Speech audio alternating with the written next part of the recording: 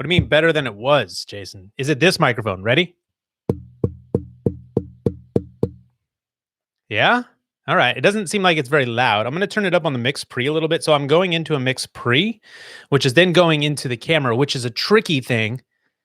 Yeah, that's the right mic. Yes. Awesome. So does it sound good is the next question. The stream looks pretty good, I think. So first of all, it's BYO Beverage. I brought mine. This is the Cool Kids from Calicraft, not sponsored. And I'm going to be consuming this. I guess maybe that's it. Maybe the stream goes as long as it takes me to drink this. I'm not going to down it, obviously. And awesome. Sounds great. Thanks, Roman. All right, cool. I'm pretty close to this thing. So as I pop this open, let's do some ASMR, or is it AMSR? How does that go? You already drank yours earlier. What did you drink, Jason? Share with the chat, man. All right, here we go. Oh, there we go. ASMR. I think I just get the letters wrong. Look, if you like IPAs, this is a juicy IPA, and I'm telling you, it's so good. It's a Northern California beer. And I mean, aside from having basically a Miami Vice logo, which is just incredible, this beer is amazing. ASMR. That was some sweet ASMRing right there. Did you like that? Would you like more? How about? That's not ASMR anyone wants. All right. I don't know where I'm going to set this. What I didn't set up in the stream was a table anywhere. Anyways, if I hold it, it'll probably mean I actually drink it. Last night I brought wine to the stream, and it didn't. I don't think I drank any of it. So I'm not quite super stoked with the composition here. I'm still messing with focus. I'm doing manual focus. I think it's in focus there. I tried to switch to 1080, so we're doing ASMR show coming soon. Yeah, I got to get a condenser microphone for the ASMR, right? You got to get a condenser microphone. If I had focus check, awesome, thanks, Roman. If I had the Roadcaster in this mix, what I was going to do, and maybe this is what we do next time, maybe tomorrow, probably not tomorrow, is bring in phone calls. So Roman has a live show. He brings in phone calls. I was going to do that through the Roadcaster Pro. And I have a Google Voice line that I could just take right to my phone here. The camera, or the MacBook, is really loud. Hopefully this dynamic mic's doing a little bit of the job of blocking some of that out. Bluetooth to Roadcaster. Yeah, I don't like the Bluetooth option, but I mean, the TRS seems like it's better, but I think the Bluetooth is only bad for Skype. So you said, Roman says it works great. Yeah, and that's the thing. The Bluetooth does work great, I think, for everything else, except if you're bringing in Skype for some reason, it sounds like garbage. But maybe that's just Skype. Google Voice, that's what I'm going to have. Google Voice. Call in. I can bring in live calls, which I don't know how that's different than the chat, but it's cool if you want someone to tell the story, right? So tell us about your setup. So I'm going to talk about the setup that I have here. If you didn't see the first version of this, and I do hope this is actually public, and not just to unlisted. Again, I don't know if I was able to check that. Can you guys see that? I don't think it tells you that. But yeah, I wish I could hear the audio. Could I hear the audio back? Let's see. 1 2 1 2. Testing for myself. I'm not getting any audio out of that. It steps it up. Gets people sharing for sure. And so I did Instagram Live while I was putting together what you're seeing here. Me sitting in the middle of my studio, and I Instagram Live that, super boring, but had some friends join me. That was a lot of fun. And I should tell my friends I'm back on. I don't know if they saw it. I did put on Instagram, so I've seen it. Oh, of course. It says try again because Instagram sucks. I'm also killing the bandwidth here because this is also going over Wi-Fi. So the very last minute before I hit live, I realized, you know what? I'm on a laptop in the middle of, oh, there's Instagram going crazy. So hopefully that goes out. I'll try again. A lot of failures here. Probably going to spill my beer. And anyways, oh my gosh. All right. Shut up, Ray. He never shuts up. And so don't remember what I was saying.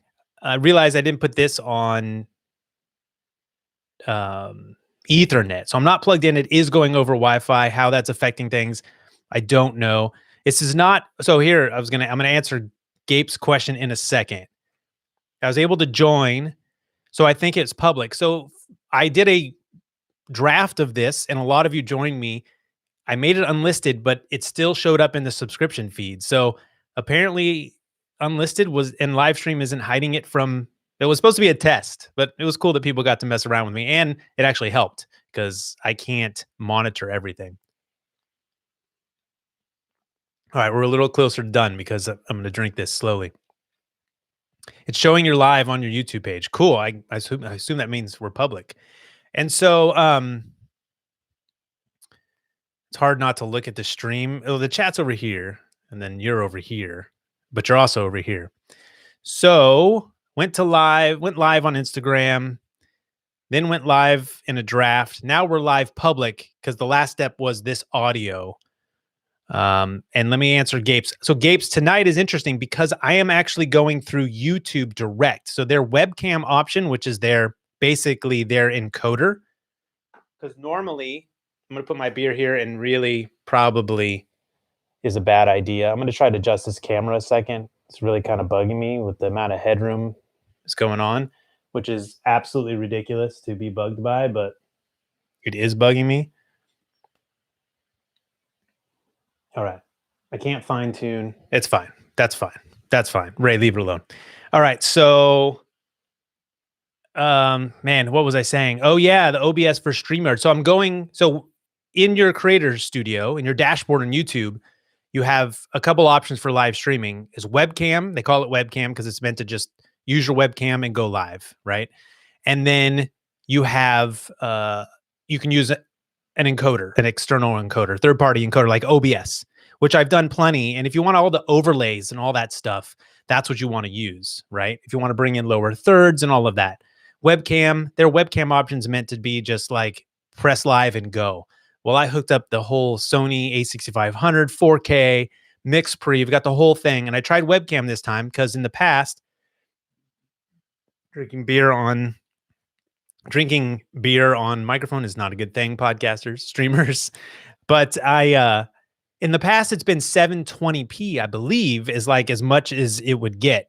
And tonight we're pushing out 1080. So in theory, I'm sending 4K over HDMI that is then being put into the Camlink. So HDMI to the Camlink, which goes into my MacBook Pro, which you can probably hear, which I should get away from it a little more, via USB, right? And then that has to go into YouTube. I'm just going direct, so I don't have all these overlays and all that other stuff with this setup. And then I guess that's being squished, res down to 1080 or being squeezed into 1080, however they do that. So that actually takes a lot of processing power. That could be happening actually on the Camlink, but I think that's supposed to be 4K too. Not sure where that happens. But the awesome thing is that this webcam option now does 1080p. So that's very cool.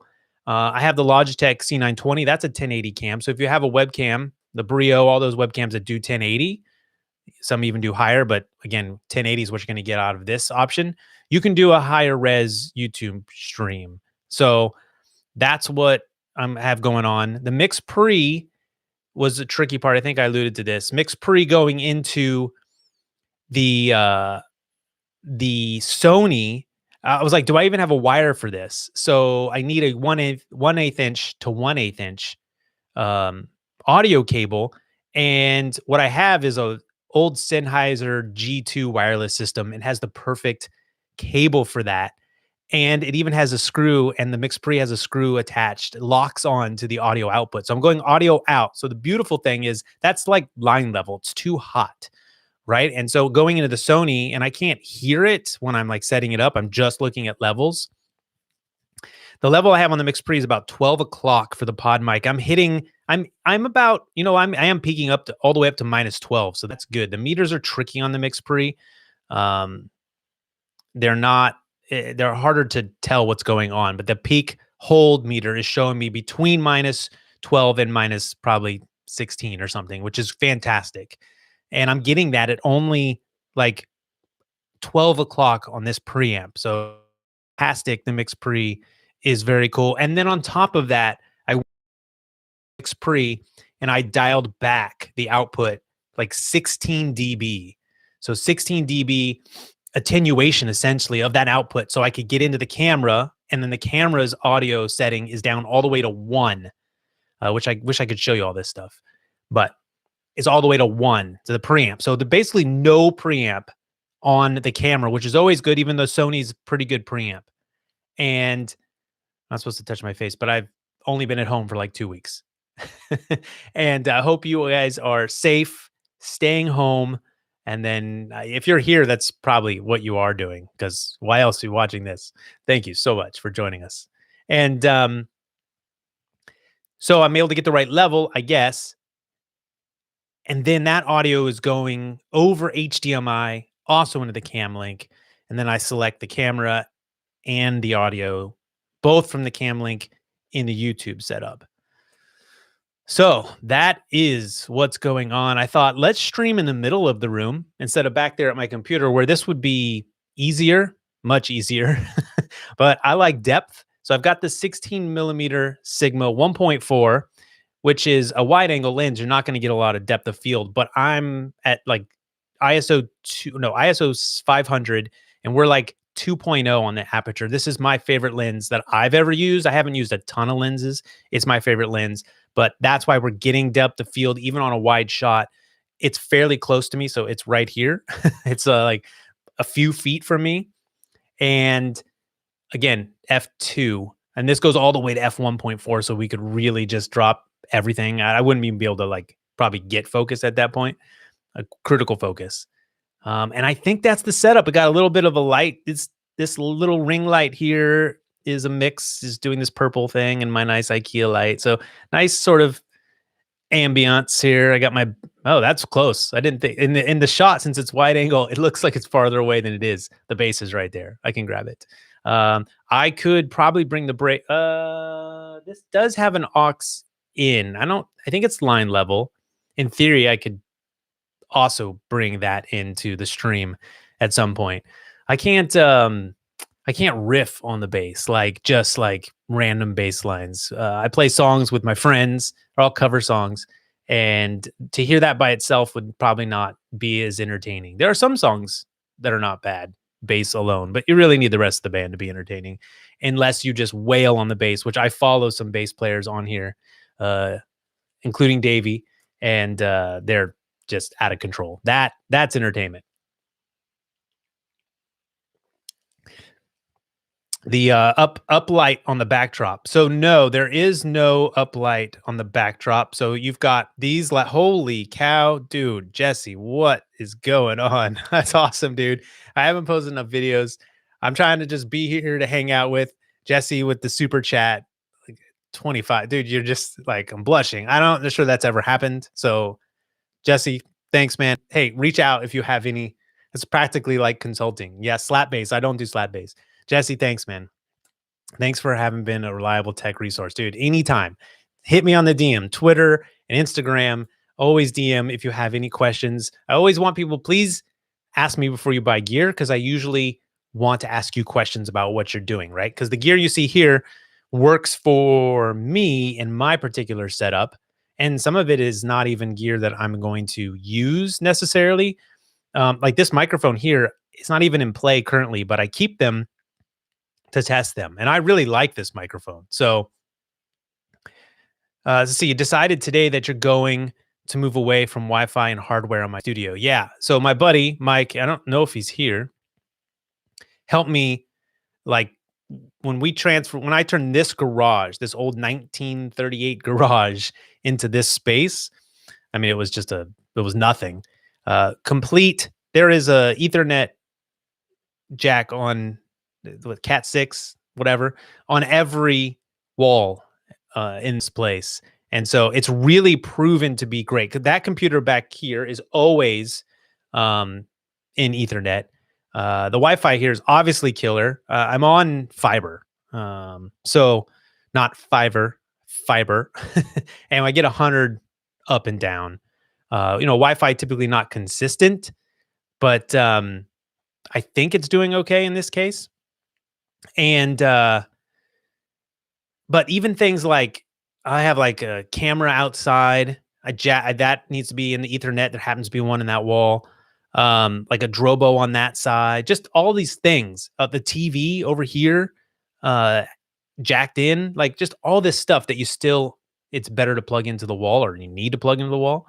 That's been very helpful. So SWYW podcast. You use OBS as a webcam without streaming from OBS, no lag or dropping. I think that's a question. Right on, Jesse. No kidding. Awesome. Jesse, I got to check out your channel, man. Are you on here? I got to check that out. You deal with a lot of people wanting to get in with cheap gear, and Behringer is increasing in price. What similar cheap brands are worth looking up? So I talked last night. Audient has some decent interfaces. I'm reviewing one right now. I could go grab it, the Evo 4. Obviously, Focusrite makes some of my favorite affordable gear. Rode makes amazing affordable gear. I got the Roadcaster Pro back there. I feel like exposure changed, and it's not like daylight outside. Is it too bright? Whatever. Something changed. I think maybe the night shift on my computer changed, and now it's a blue screen. That's what I'm looking at, because the color looks different. So those are some of the cheap brands that I actually really like. I'm trying to think who else. Those are some of the main ones. Behringer does have some good stuff, but you know what? My MixPre is also running off of a USB battery pack. So I'm hoping that'll hold up. Let's see. Oh yeah, we're still at 3. I had rechargeable batteries in there. I think the batteries have been out for a long time. It was just draining. Like I was not going to make it on battery. It's why I took extra time to get back into the stream. Exposure looks good. Awesome. Thanks, Roman. So also, yeah, questions. In order for me to maybe finish this beer, probably going to have to do some questions audio. I could grab that Evo 4. I talked about it a lot last night. And that stream is still up. So I don't know if that's worth it. I got the Roadcaster Pro back there. It's not plugged in. 8 battery sled. Yeah, this is only the 4 battery sled.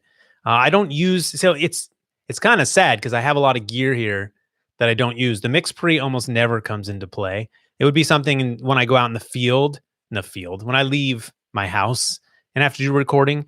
It's fantastic for this. I mean, this setup makes me want to do this more. I had the Camlink just because I wanted to try seeing like how can I get a high quality stream, and the Camlink was hard to get at first. The Camlink 4K. So when I finally was able to get that, I just grabbed one, and I've done a few of these streams, and it's fun. But I have a lot of gear that doesn't get enough use. But sometimes I think, oh, I'll give it away. But then what always happens, inevitably, what happens is I get another piece of gear, and for this channel, for reviews, you always want to test one gear against another. So the preamp on the MixPre versus the Evo 4 that I just got, this is an interface as well as a recorder. And then you get questions. So if I make a video about something, I'm going to get questions about it forever. And what the worst part about sending review gear back is sometimes I didn't answer that question in the review, and it's like, oh my gosh, I totally want to answer that question, or I don't know because I can't test it out because I don't have the gear. So I have actually had review units or the same gear sent back to me. I think one was it a mixer? I had like 3 different times that the 802 Q802 USB Behringer. Anyways, because that was a nightmare trying to figure out what was going on with that, and I had to know.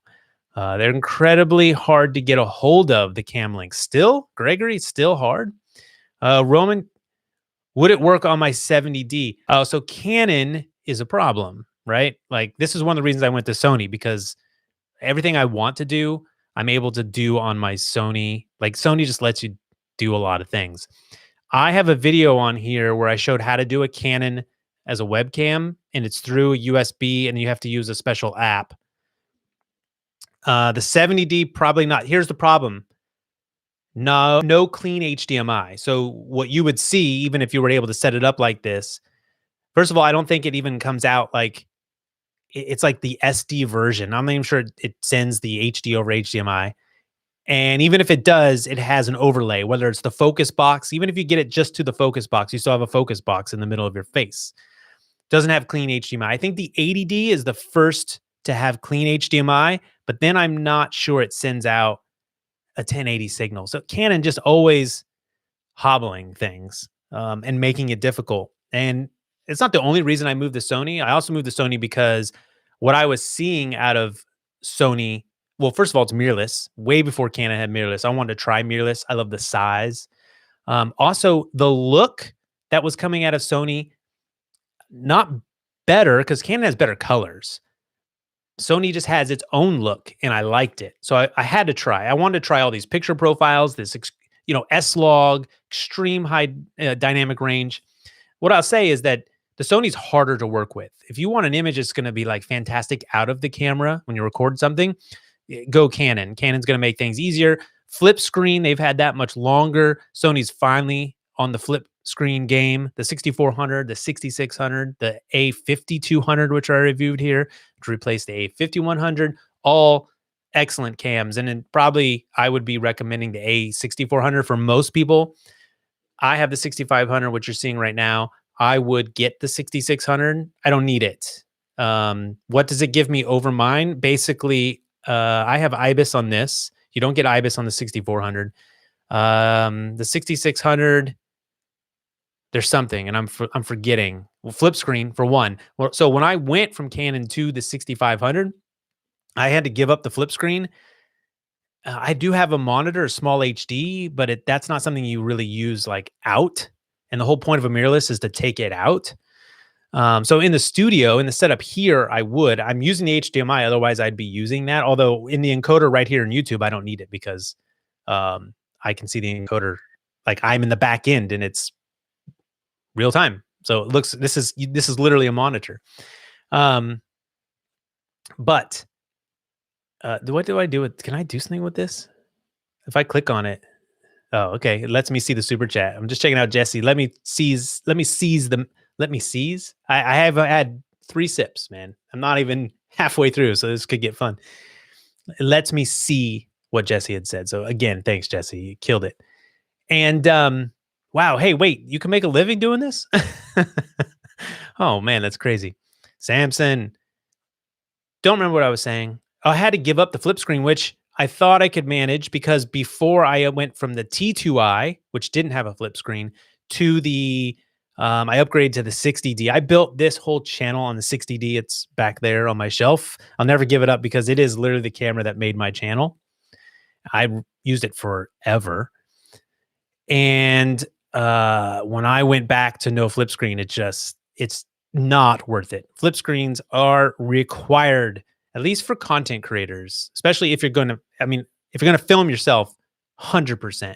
Like right now, I can't see the audio level going into the Sony, so I have to drag this mic over to the behind the camera, lean over, try to get an audio level. It's just terrible, right? If I just had a flip up screen, boom, I'd be done. I could also see things like zebras to check my critical exposure. Right now, I'm judging focus off of what I'm seeing here in the YouTube back end.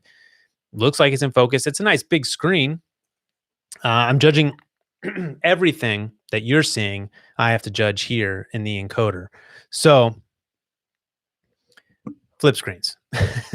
That's a lot of ranting. All right, let's see what's going on in the chat because I'm not able to look. Oh, look at this. Wait, what? Let's see. Bangs wants to show something. Sure. Bangs is always, I don't know what we're showing. Q802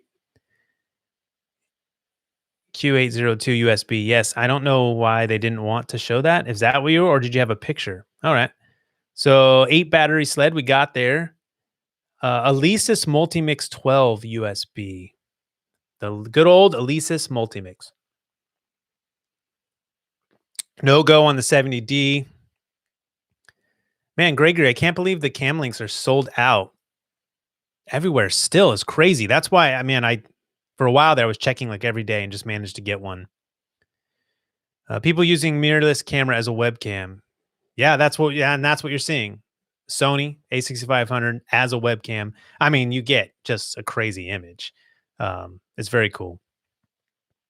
Elgato HD60 as well, to connect to as a DSLR to a PC. SWYW podcast. Interesting. It's probably kind of a good idea to have your podcast as your screen name. So I say your podcast over and over again. So that's cool. I do like to know what first names are, but USB-C to USB 3 works too. Interesting. And if I go on used market, what's a decent DSLR style camera to look for? Not a video person. So the thing is, it's like everything has gone at such a crazy pace. Like I used to be able to keep up with like what's the latest Canon and all that stuff, but now new cameras like all the time. So Panasonic is fantastic. It's micro 4/3, which is a smaller sensor, but they have so many pluses. They hobble their cameras the least, so you probably get the most options out of it. I haven't used them, but I've watched enough GH4, GH5, GH7 videos to know Panasonic is really cool. So that you get a lot of value. You can get a cheap 4K out of Panasonic. Sony. Oh wait, did you ask specifically about Canon? No, just DSLR. So that's Panasonic's mirrorless as well. So the Canon is where you're looking DSLRs. Nikon apparently has gotten pretty good, but I've just never gone near Nikon. They just were always so behind. I guess they've caught up, but it just for me, I can only look at so much. I do like Nikon as a photo camera for sure. My wife had one and I liked taking pictures with it.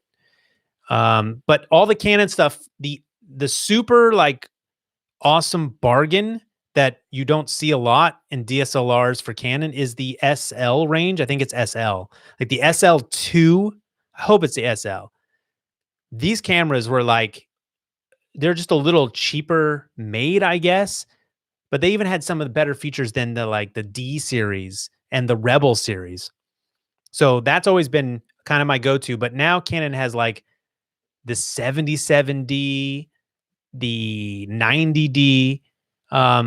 You can go back all the way. I would say don't go below. So don't go below the 80D. The 70D is fantastic, but as Roman and I were talking about the clean HDMI issue, I think 80D, you can check my review, is to have clean HDMI. So you could potentially live stream like this. So your camera could do all the things you wanted to do. So I wouldn't go below the 80D. And that's kind of hard to say because you can't tell what is below the 80D per se. If the camera was made before the 80D was made, and I don't remember what year that was, I've had that video has driven the most traffic and money to this YouTube channel. Not a ton, but of performing videos because of my setup videos, that 80D just still kills it. That video still does so well because so many people have that camera. And that partly is because of like Casey Neistat and these other big vloggers who use these cameras. But see what year the 80D came out, and then I would not buy a camera that came out before that. So that's kind of like a way to peruse the used market for sure. Let's see. Canon R5. So the R series is pretty sick. It has its limitations, but it seems pretty sick. Any thoughts on the Zune F6? So the F6 is this crazy recorder that has now like a thing you're seeing in recorders where they can record. Like you could basically set the gain. You can mess it up and not set the gain and then in post bring it up because it's doing sort of like a raw recording for audio, the way raw pictures are. When you do raw pictures, you can mess up color, balance, and all that stuff because it's just ones and zeros that you can then go in and change. Crazy. I'm trying to remember what they call that for audio version. But other than that, I don't know much about the F6. It's a good recorder because it's in the whole line of H6 and all that. And it's an evolution of all those things. So the size and its ability to do this sort of raw recording is really cool. 3 Sony cameras. So Nick has 3 Sony cameras that have all done 2+ hour streams and not overheated once. Oh, someone must have talked about overheating. Yeah. when using as webcam. So if this overheats, so 6500 was on that threshold. You said recording on the A6300 4K, it overheated once in the middle of summer.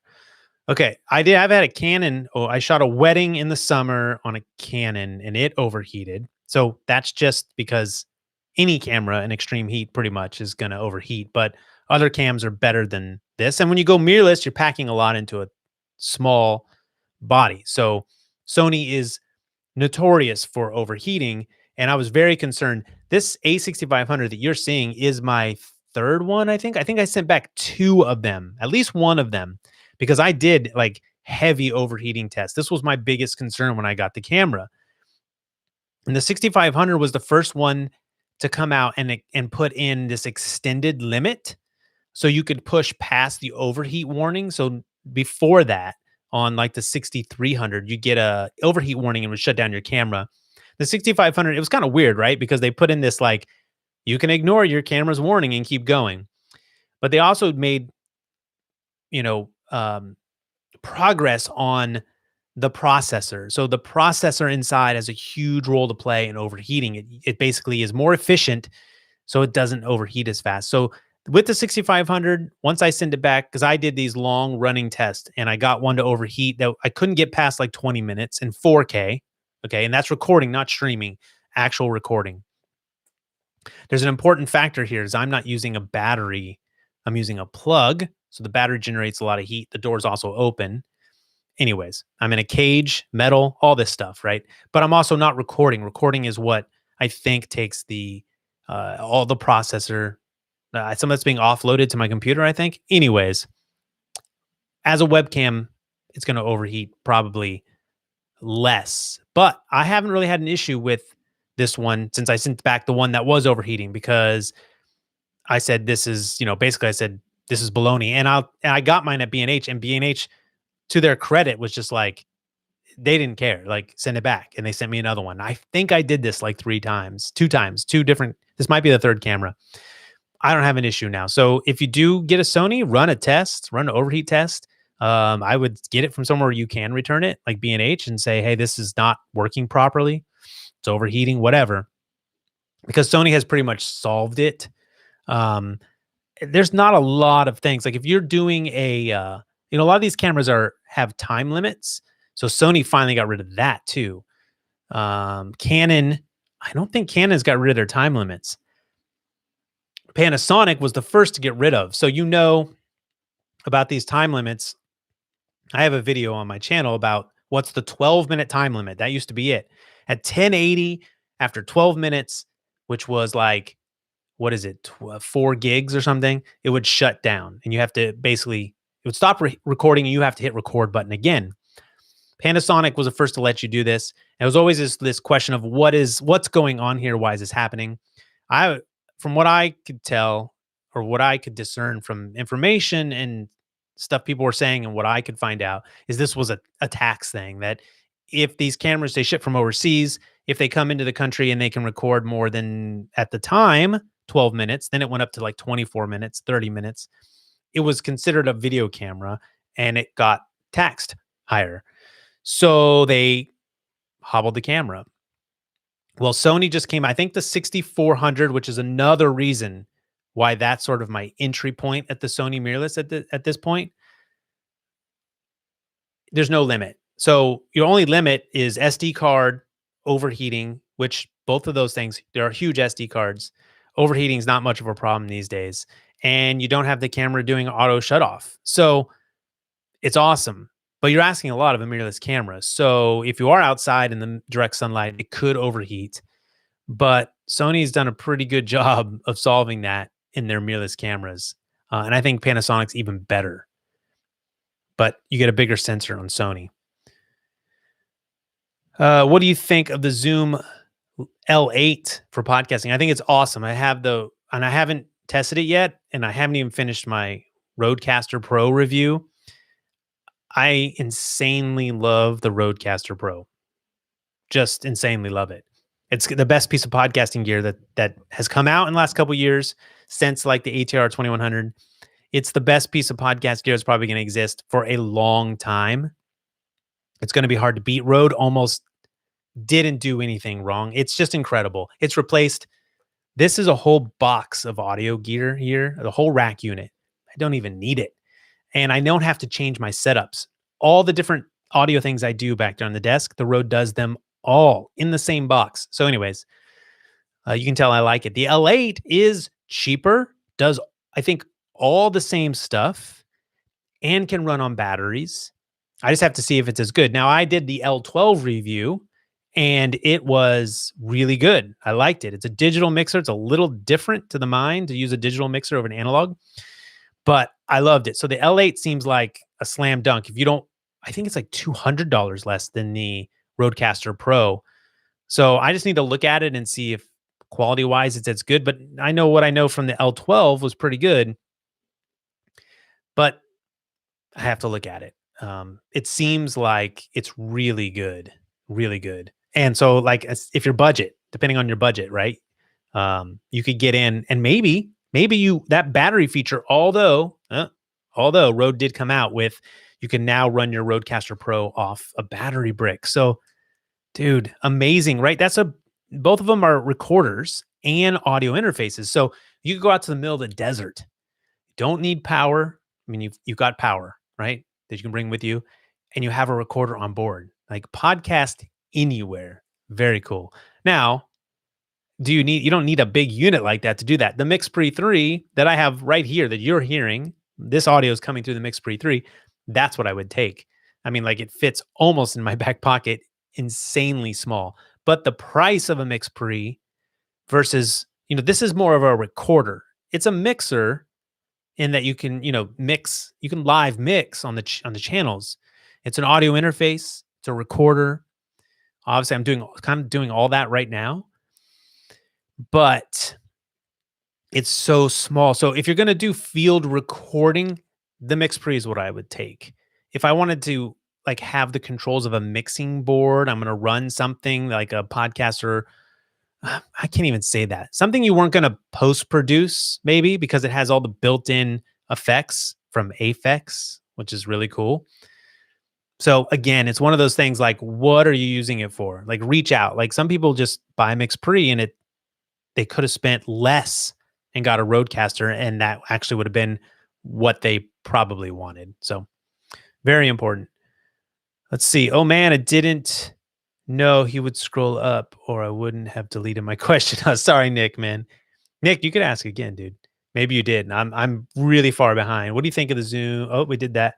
Uh-oh. Is this going to jump around? What would be a way to bring in a video call to the live stream? Some of you probably know that better than me, because you'd probably have to do like on OBS, you probably have to do like a screen cap of the video call. If I want to chat with people on video, I'm going to do something like a Streamyard. I'm going to use like some platform that lets me just easily give people a link and they can just join the stream, because they could even do it from their phone, right? And they just have to have a link. We did I was hoping last night I could bring in people video on StreamYard when I'm going to tell them that's what they need to be able to easily invite anyone from the chat, because all I'm doing is giving someone a link, but I have to do it on email or DM or something. Just build that functionality into the chat so I can send them a link that's not public, because the private chat's for the people in the stream, and then they could just come right into the stream, right? Otherwise, Roman, OBS screen cap like a Skype or something, right? I think there's probably switchers that would be better suited for that, but with the stuff you have, you could probably do it. 100% Roadcaster Pro. So Roman's on board. I mean, it's hard to hear everyone just gush over it, but they killed it. Look, it's made for podcasters, and they really listen to podcasters. It's called the Roadcaster Pro, but if you go into the mode to transfer the files, so you can just transfer from the Roadcaster to your computer, this is the only problem with this device. It's way too slow to transfer those files. Way, way, way too slow. That's it. That's really all they need to improve. They have micro SD, which really sucks, but you don't have to ever pull the card out because you can use this transfer mode. Of course, if you want it to be faster, micro SD. So they need to fix this issue where it seems to be extremely slow to offload files, because if you're doing multi-channel, you're doing how many WAV files offloaded onto your computer, multi-track. Because also a thing that I will say in my review is that I wish you could select which channels, because maybe I only had 2 people on the recording. I have to send out all like 12 or 16 channels, whatever it is, and that takes a lot of time. And again, extremely slow. So that is the only negative, I think, of that device. And I'm forgetting what I wanted to say about that. Anyways, I totally forgot. Sorry. Roadcaster Pro, extremely slow. Oh, if you go into that podcast transfer mode, it says podcast transfer mode. So clearly built for podcasters. So it's very cool. The L8 doesn't have the big red record button. No, it doesn't. And that would be my other criticism. I want to be able to shut that off when it's not recording. It's green and it glows at you. That said, it's kind of saying, hey, dummy, record. Let's go. Use me to record. So, but I would love to be able to switch it off and make it just green or even no color at all. The pads, what am I doing? I just go grab it. It's not plugged in. Hold on.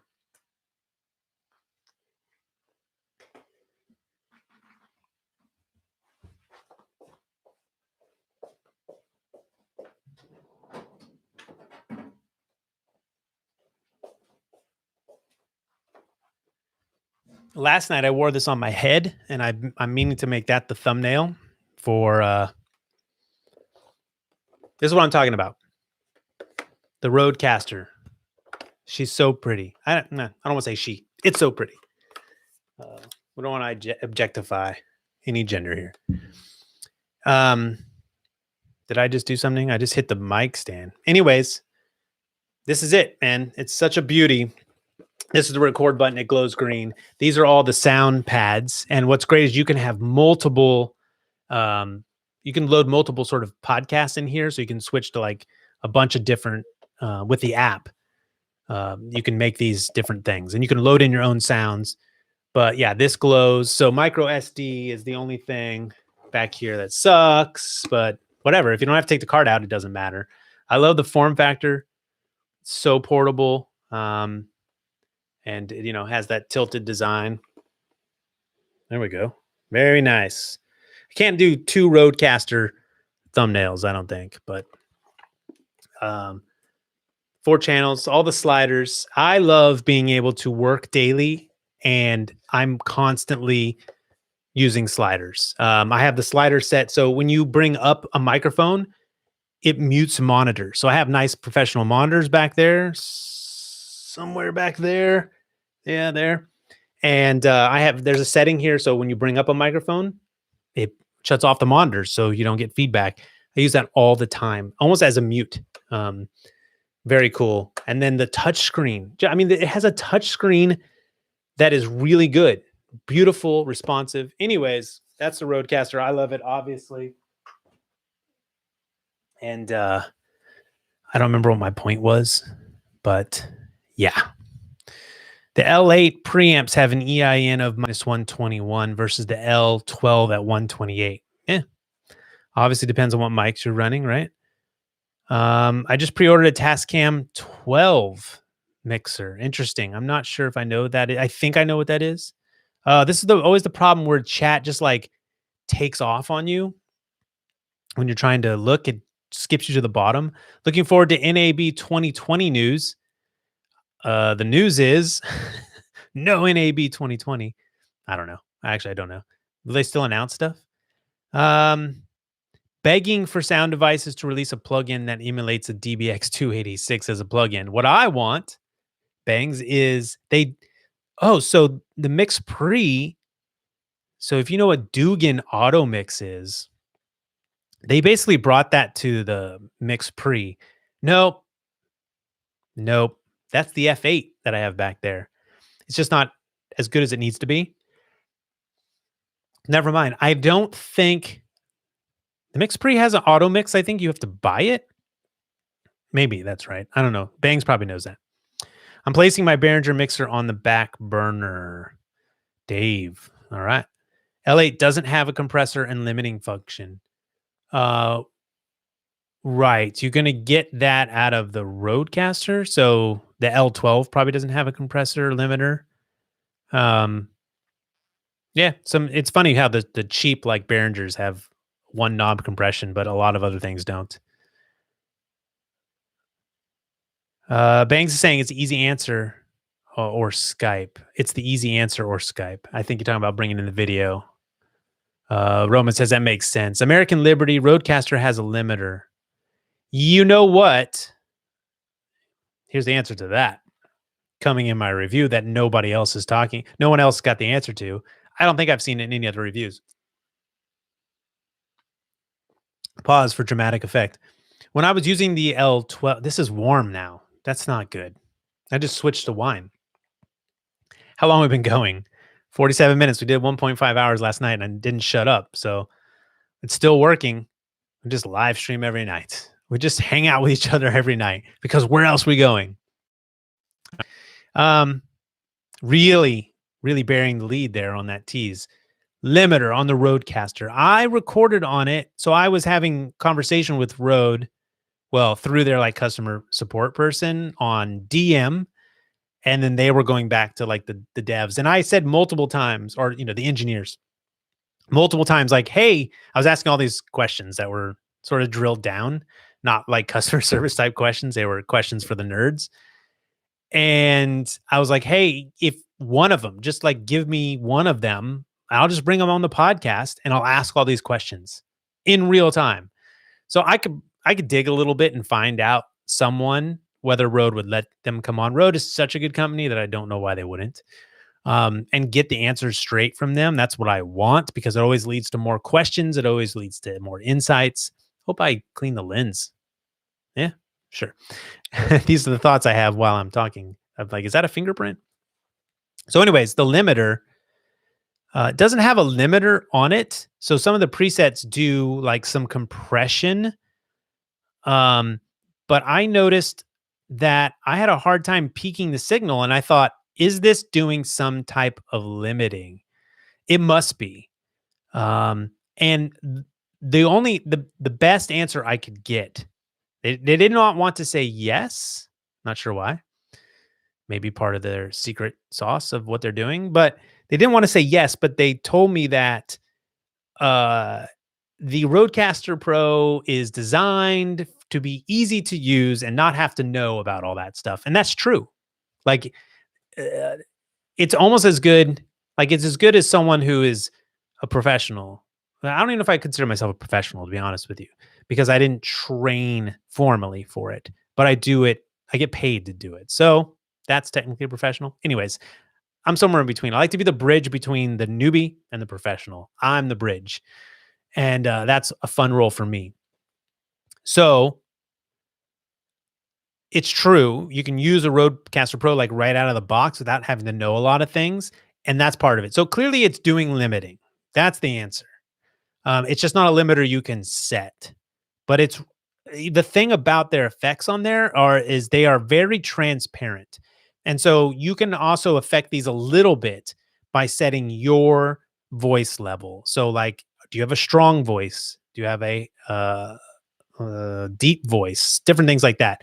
This is tweaking the auto settings that they're using for compression, which you can turn off these different settings, right? And I don't use a lot of them, but things even like the noise gate, I have it sort of set. So my voice is set to be, I have it set so that it's doing the least amount of processing possible. And it works really well. It's super transparent. Most of the time on like a noise gate, it would be very hard to set that and then trust it.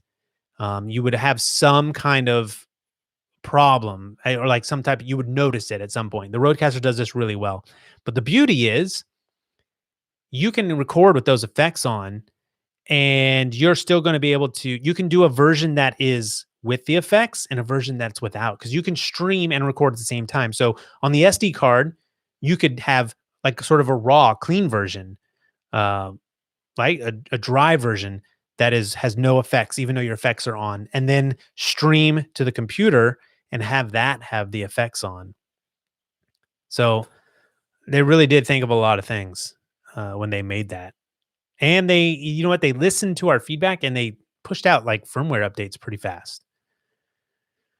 You should do more product reviews. I know, man. I know. You're right. Um, let's see. Just bought a vMix. Oh yeah, vMix, but I have to work it out. Basically a live sound dude moving on to new tech area. vMix looks cool. It's a live streaming platform, I believe. RF64 support and let you arm the tracks. Not sure. You wish. Okay. Let's see. Hold my beer. I would like to record 3+ people on location. 4 gig. That was the limit I was talking about. 12 minutes. We're past that now.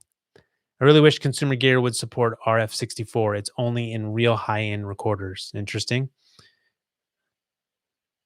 Bangs, what gear do you recommend? Bangs has a lot of insight on all the gear, so that's a good resource. Roadcaster chunks the polywave at 35 minutes.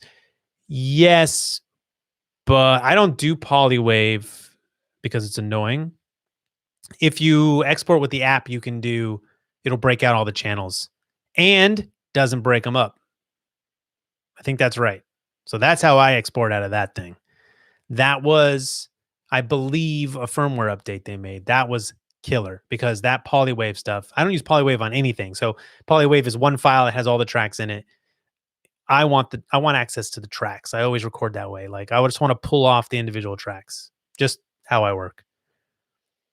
Mix assist for $100 on the Mix Pre. Yes, so it is. You got to buy it, but on the F8, you get like Dugan. I'm pointing like this means anything. There's an F8 in that box back there, which I really like. I used it on tour. I went on tour for a year doing podcast, a live show in like the Chicago theater, like the Beacon in New York, like these massive theaters, right? And I used the F8 as my redundant backup to what I was doing on the computer for multi-channel.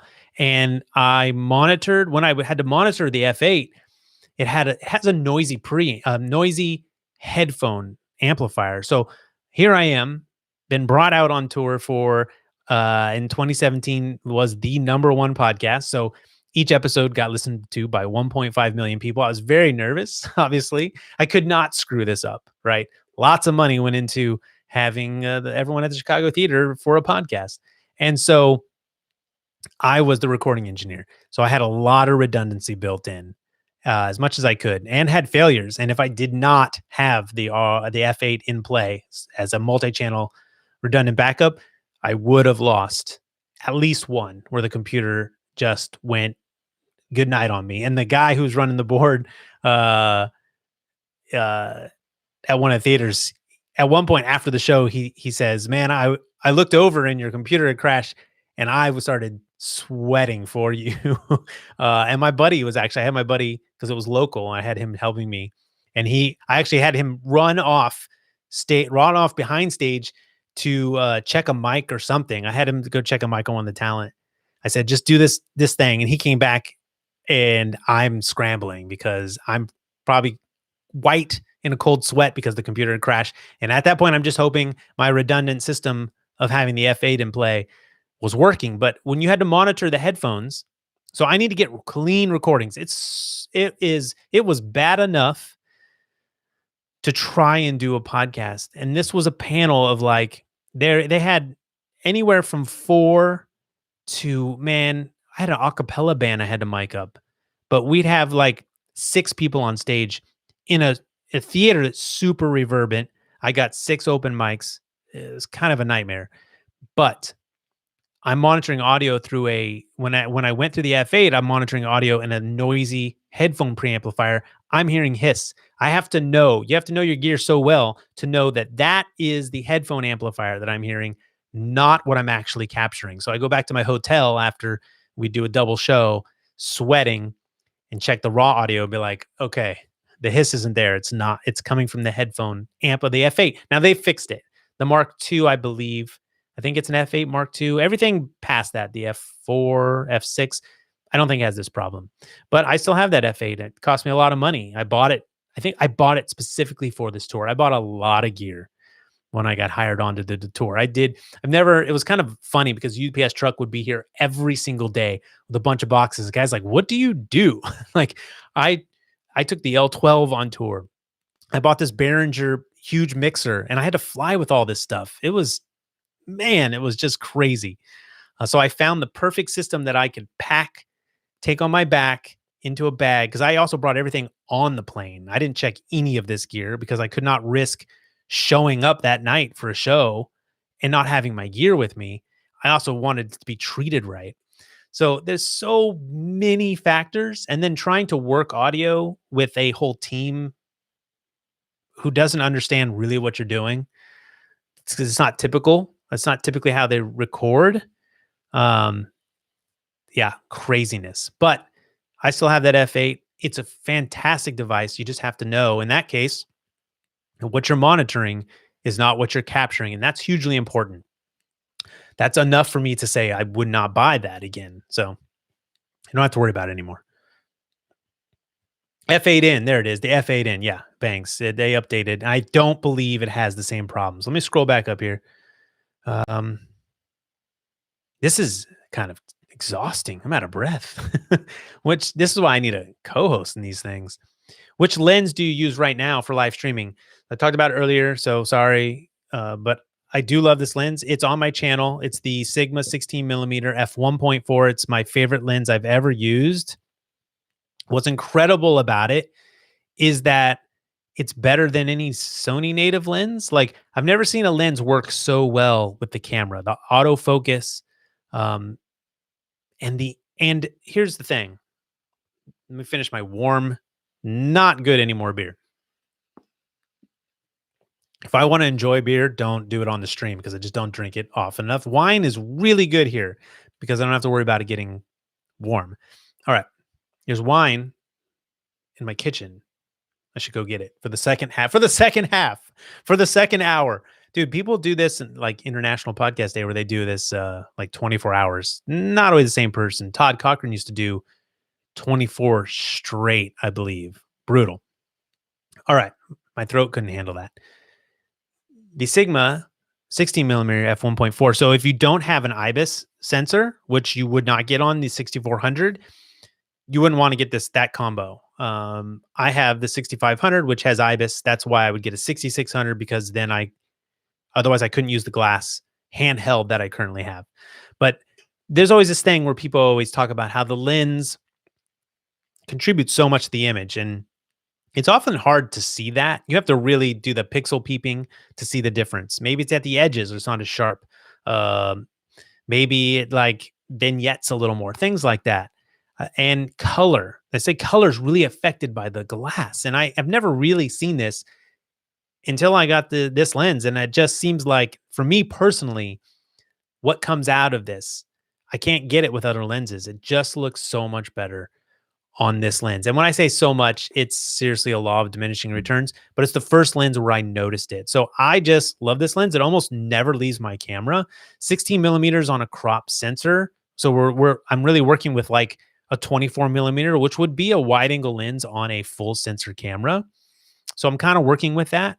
It's plenty wide for everything, for vlogging. And then the Sony has the punch in, right? It has the up to two times digital punch in, but you don't notice resolution loss.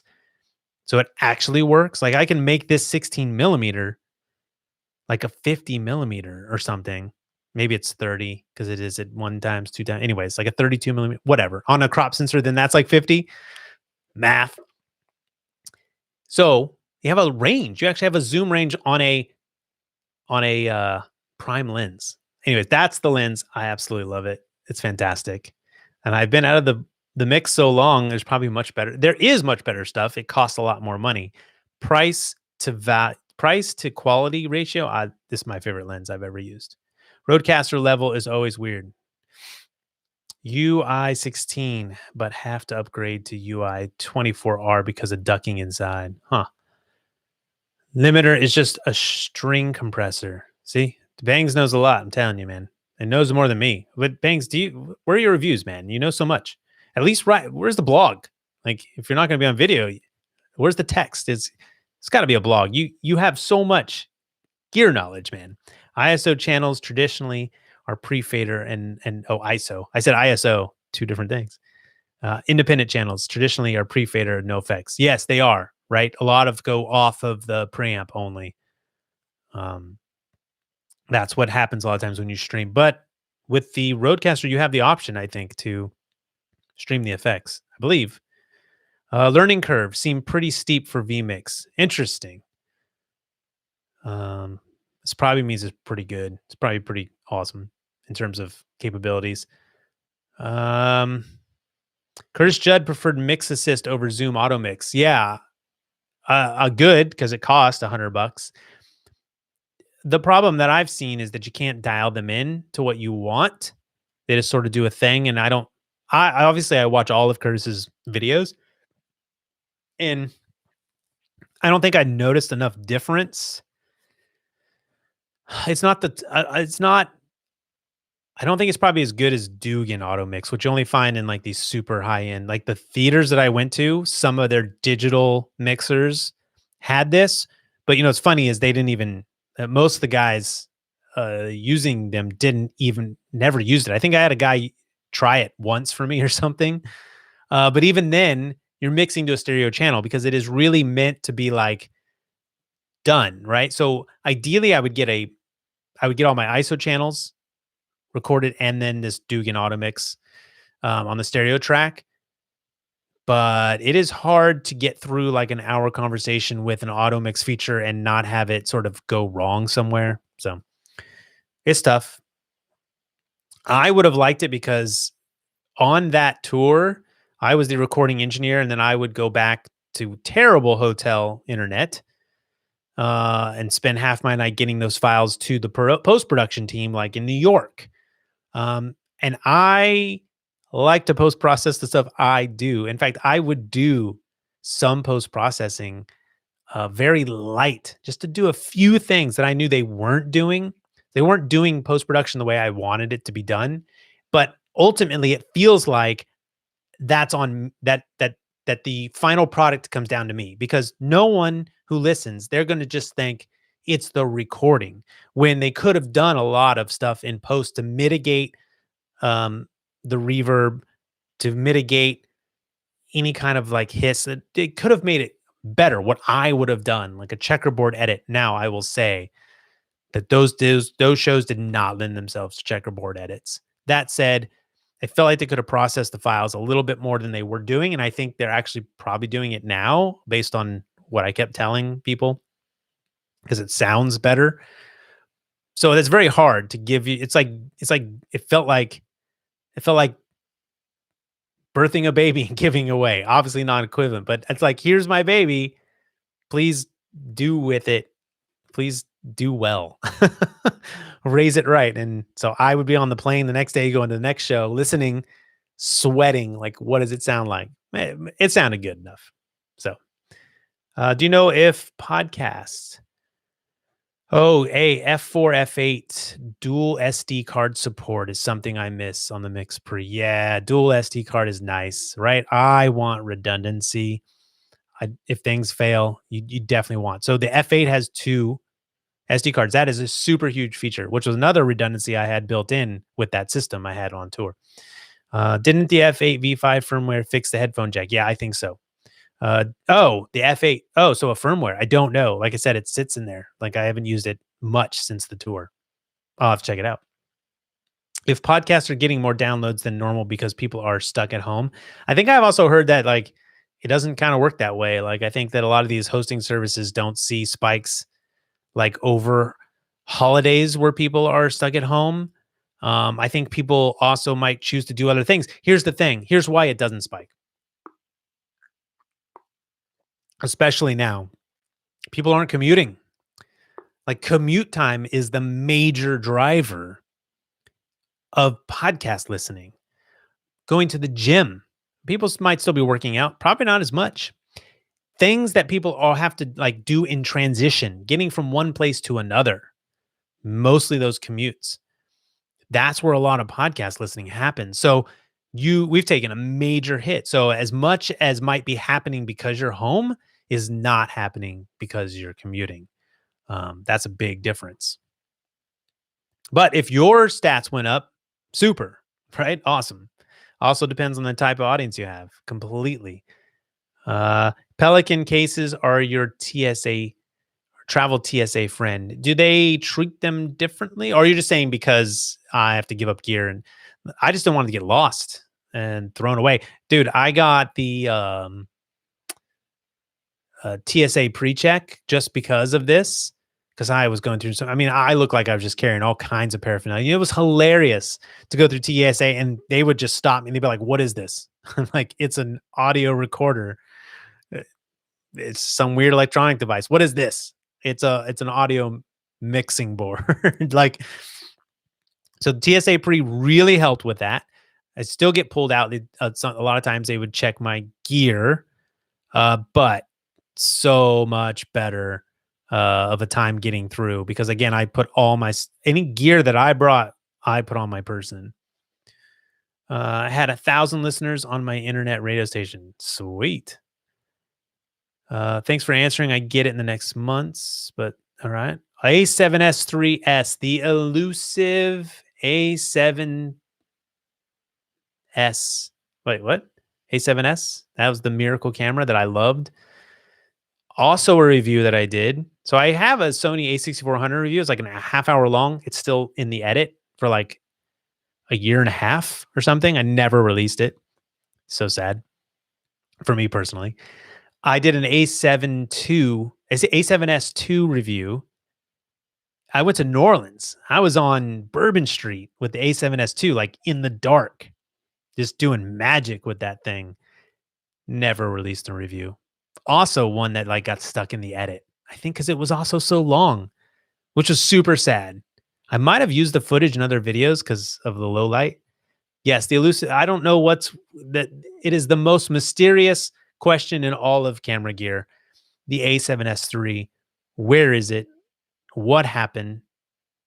How could you have a camera that cult following, like that popular, that incredible, and then it just goes to waste? What are they doing? What are they doing? I forgot about it. You bring it up. It's obviously bringing up a lot of stuff for me right now. Oh man, the A5100 now, the A5200 on my channel is very cool. They iterated on that, so that was cool. Masa routed a DBX into the Roadcaster Pro to only use the Aphex processing. So far, so good. So you routed the DBX 286, which the other downside of the Roadcaster, because they have the Aphex built in, they don't have line level connections, right? So you can't really jack in things like a DBX, but you probably could. You probably could go into XLR mic level, and if you come out and attenuate properly, it probably will be okay. I don't know. I don't need it. What the DBX did for me, I'm going to do most of that in post-production anyways, but I can get some basic stuff on the Roadcaster that's pretty much as good. So don't need it.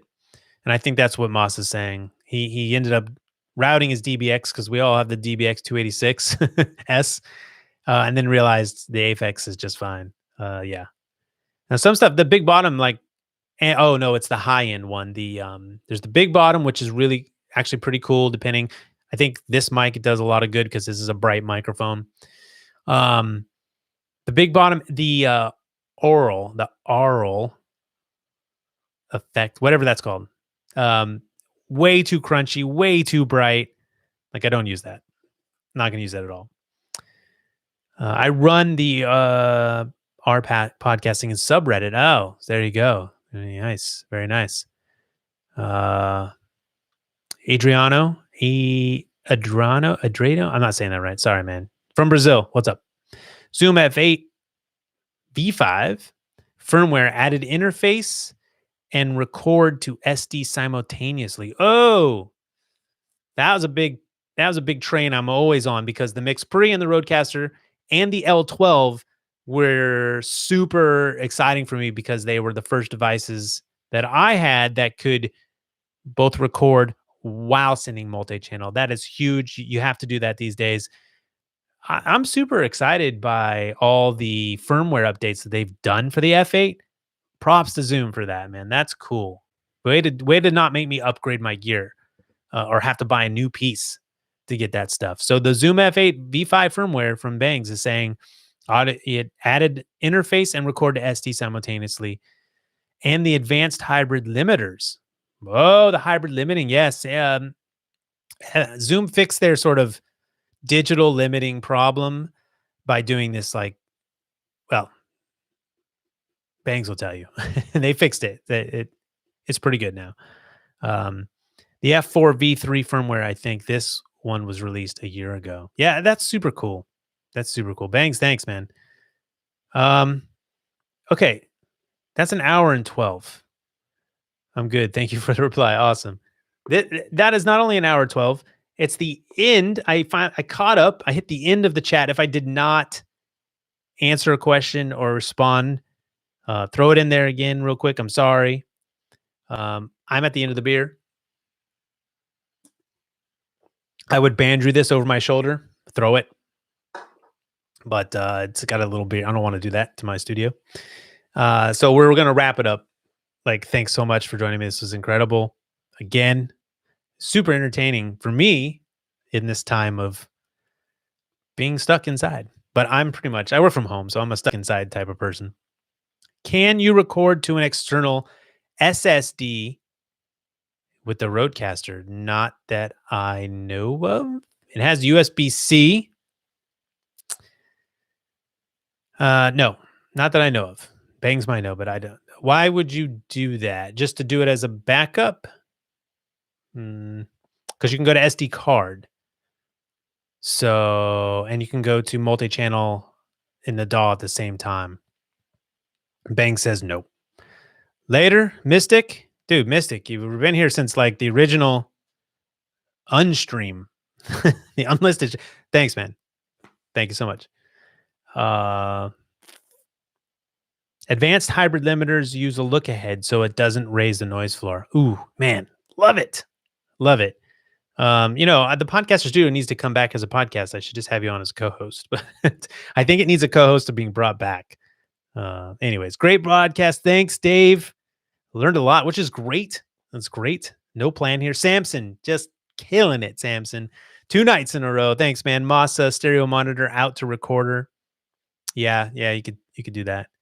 The beginner UFX 1204 can record to external hard disk. So that when I was talking about bringing live casting tomorrow, Roman, I don't know, man. I wasn't planning to do this last night. I wasn't planning to do it tonight. Maybe we throw in phone calls tomorrow. Figure that out. The Wi-Fi has just killed it apparently. So good internet. Maybe I don't know. Only because the guy I play PUBG with is not online. Otherwise, my Canadian buddy, I would be busy doing that. Maybe if you play PUBG, let me know. The Behringer UFX 1204, which I loved, also had a review of that I don't think I ever released. I make so much content that never sees the internet. It's kind of stupid, but I do learn about the gear. When I ordered a bunch of that stuff to my house before I went on tour, because I was scrambling, like trying to develop this setup that was sort of mobile, but also very robust. That was what I went to, because I had reviewed that unit, at least had a test unit, the Behringer 1204, and it was crazy. I ordered 2 of them. The first one, just like one of them, like I feel like it caught on fire or something. They were both junk. Like, okay, I haven't really had an experience like that with Behringer. I mean, in theory, they're cheaper because they use cheaper parts. I really liked that 1204 because it was also that first sort of onboard recording, like 16 channel piece of gear mixer. It was the first that I remember of that. And the one I had worked great, and I used it for like a month. And then these 2 I ordered, 2 in a row, were just garbage. They just like melted down. One, I think I actually smelled one like burnout parts or something. I don't remember what one was. Had shit rattling. Oh, I just used a bad word, but eh, this is deep into the stream. Stuff was rattling inside. Just terrible, like terrible. So I can't recommend that device after that experience. Where can I see if you're going to broadcast again? What platform? IG for sure. I'm always going to post like in my stories that I'm going live on YouTube. I love IG. It's my favorite like sort of platform to use because it just does all the things. So much fun. So IG for sure. If you subscribe to this channel, youtube.com/Ray Ortega, hit the notification. I think it'll tell you because I mean, I had people in an unlisted stream that was supposed to be private, like, but people showed up and it was fun. So I'm glad they did. But I was just testing stuff before this stream. So do those things. That's it. I'm only going to put I don't even tweet it out, which is ridiculous because I also like Twitter and I'm on Twitter.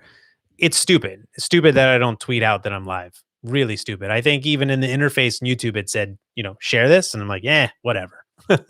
Like stupid. But subscribe, smash, ring the bell, all that lame YouTube stuff. And then IG. Like I will try to always remember to post. I both this time and last night I posted that I was going live on IG. And I guess I'll leave this up again tonight. It was not the plan. I do not think my channel is probably going to enjoy the fact that I'm all of a sudden dumping these 1.5 hour streams. But you know what? I talked about it last night. This channel does not exist. I crossed the 60,000 sub mark. That many people are not going to see it. Not even close. Like this might get 1,000 views. I would be surprised if it got 1,000 views. But it takes like 60,000 subs to get like 1,000 people that actually are interested in you and your content almost no matter what it is. So if that's you, thank you so much. You're so incredible because that's just awesome for everyone that's in the chat. I'm humbled by that, but I don't have to worry about it. Like my channel gets views based on search. Like if I'm going to release a review of this microphone, it'll only do well, right? I can get a lot of views on a video, like I talked about my Canon 80D, and it's just because people are searching for Canon 80D, they're searching for PodMic, MixPre, Sony A6500. So I build sort of, I've heard it talked about before. I have to rebuild my audience every time. So subs don't mean as much on YouTube as they mean in a podcast. So when you have 2,000 subs, like 2,000 subscribers of a podcast, to me is more reach, more impact than 50,000 subs on YouTube. Now, obviously that's generalizing. You don't have to, if you have a channel where it's like a vlog and people follow you just because that's the style, like your daily updates, that type of thing, they're following you, then you might see more of a 1-to-1 ratio where 10,000 people follow you, you post a video, you get 8 to 10,000 views like your subscribers. The problem is also YouTube does not tell all those people who subscribe. That's why you always hear subscribe, smash the like button or ring the bell, right? Notifications. Now, I did notifications for a long time, even on my own stuff. And finally stuff started showing up in my emails. Ray's live. Ray published a new video. So that seems to be working now. But, in this algorithm-based world that we live in, Instagram, all of them, right? They don't show you all the stuff. None of them do. They all go this way. And that sucks. But that's why they put these tools in place, but that's why you have YouTubers yelling at you all the time for subscribe. In fact, even just like liking this video will then show more people that follow my channel that this video was out there. So like, but you don't have to because I'm cool. Whoever finds this that's fine by me. It's not a video that I'm trying to do anything with except for hang out with the people that are literally here right now. So, and I should let you go. But anyways, lots of conversation to have around that stuff. It's very interesting to me. If you make your living from this stuff, then it's super important. I'm fortunate that I have a full-time job producing for another organization and stuff like that. So I don't rely on money, so I don't have to do all those things. But you make content, you want people to see it. Like, why else do you put it out there? So for me, it's interesting.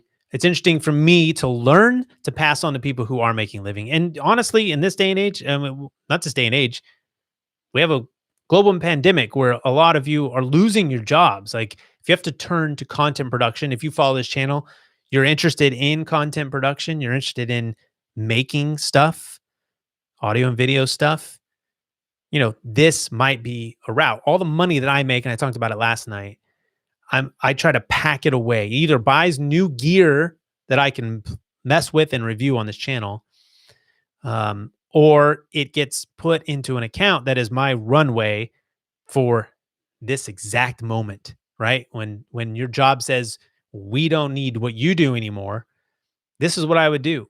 I would be here every night and I'd be grinding for the money, which sucks. It sucks.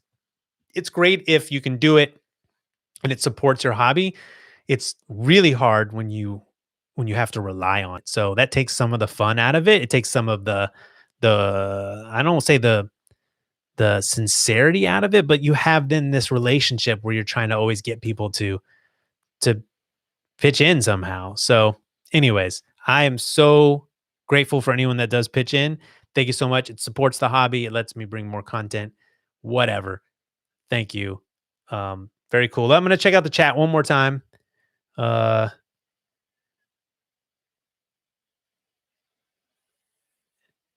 see. You get a lot of YouTube juice with the roundtable cross promotion with D&D. Dave and Daniel. D&D, hey.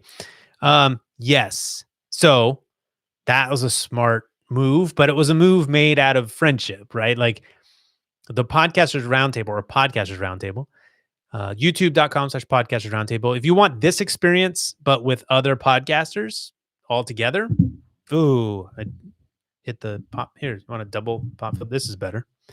If you want this experience, I started Podcasters Roundtable because of the platform, because of Google Plus and Google Hangouts on Air.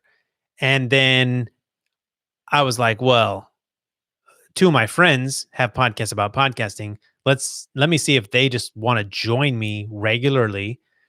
And they became co-hosts. So 3 podcasts that you would think are in conflict with each other, competition, podcast about podcasting. We all co-host a show together. And so all of those audience. So podcasting is this great medium where if I love a podcast about podcasting, I'm going to love the other podcast about podcasting. In a lot of cases, you might not like the way the person presents the information, so you don't. I've been hunched over this whole time, I feel like. I'm always trying to be close to the mic. But anyways, so yeah, dude, it gets way more audience by those guys who are better podcasters than I am because they put out more regular content. So we get a lot of people brought to that channel. That said, it's a very niche topic. Like I would say 10K subs is like, that is the max. That's crushing that niche. And we don't have anything like that, right? A few thousand, maybe. So again, not the purpose. The purpose is to find other podcasters and just talk about it. So anyways, I was supposed to leave, right? But all this good stuff. What is a Sigma? What is your sign? Oh, Podcast Helper on IG. I'm Podcast Helper in most places. So if it's not Ray Ortega, it's Podcast Helper because I couldn't get Ray Ortega. Very common name. It's amazing that I have rayortega.com. I was able to get that domain after it was already taken. That was pretty cool. And so Podcast Helper on Twitter, Instagram, Facebook. I don't use Facebook, but it's there. I don't use it. But podcasts are most places. Yep. Look at that. Johnny just put it down there, man. Killing it. All right. Jesse's following me now. Dude, Jesse, awesome. Thank you so much, man. Hi, Ray. Everyone, hope you're doing okay. Julian Kraus checking in. So across the pond. I don't know, Julian, are you Germany? I don't know. I don't know what to, I don't want to mess it up. So Julian, and so if you are still here, you enjoy audio channels, go to Julian's channel, man. This guy, if you have a question about an audio interface, like a review, you want to review, look at someone just I think. Look at this. Dolomore, right? Yep, there he is, Jesse. Look at that. Like, wait, hold on. That's my Visa card. Jesse, follower right there. Very cool. Thanks, Jesse. Love that stuff. Germany, I got it right. Julian's in Germany. Check out his channel, man. Telling you. He does all the audio interface reviews. I love what he does.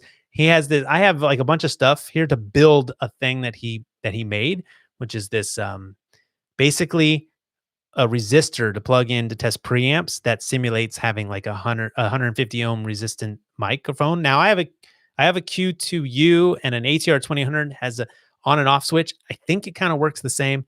That said, I still want to build a device that's content. I want to solder. Big controversy with that one. All right. Subscribe to Julian.